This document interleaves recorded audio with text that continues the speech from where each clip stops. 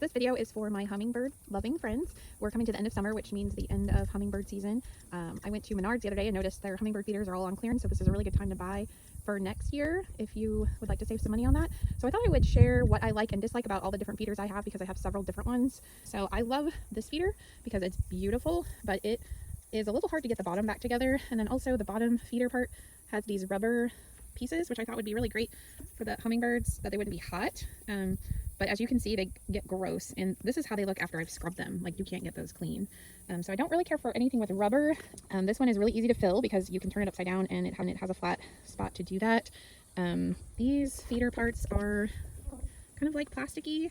It comes apart really easy. It's easy to clean. If you have a bottle brush, you can clean the inside pretty easy. And this one has actually lasted me several seasons. It's probably the longest one I've had running so far. So I like it. This one I got from Amazon last year, and it is all plastic. It is really easy to clean. It's a little hard to fill because you have to take this whole thing off to fill it. And you kind of have to like hold this part up as you fill the bottom.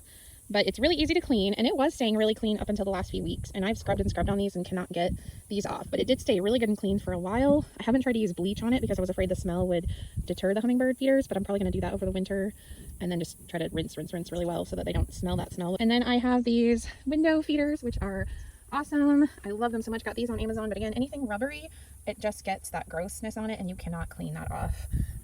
These tops are rubbery. The tops of these are plastic, so they clean really well, but the holders are kind of like a bendy rubbery.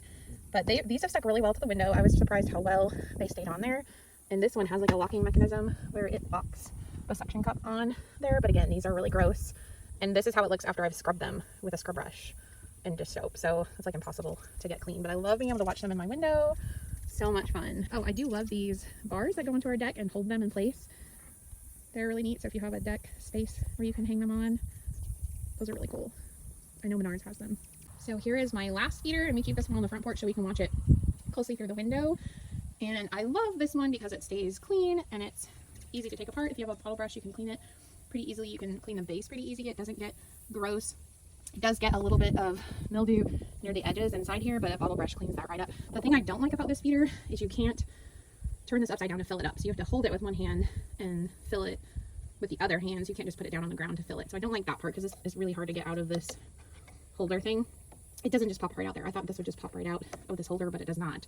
So you can't just lay it on a flat surface. So that's the only thing I don't like about it, but it did stay really good and clean. So that's what I like about our feeders and what I don't like.